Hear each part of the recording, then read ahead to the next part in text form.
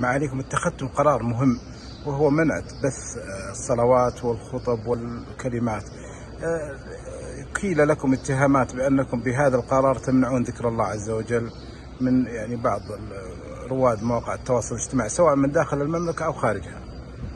ردكم معالي الوزير. الإمام في محيط مسجده حتى ولو صدر من خطأ بسيط ممكن علاجه، ولكن أن يبث على العالم ويفرض على العالم لا شك أن هذه مسؤولية كبيرة يجب أن نقف ضدها، وأن لا نمكن الذين يريدون تلميع أنفسهم وعلى حساب الدين وعلى حساب منابر الجمعة.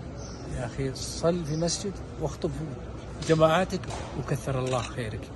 والوزارة لها حساباتها ولها رؤيتها التي من خلالها إن شاء الله تعمل لمصلحة الدين والوطن.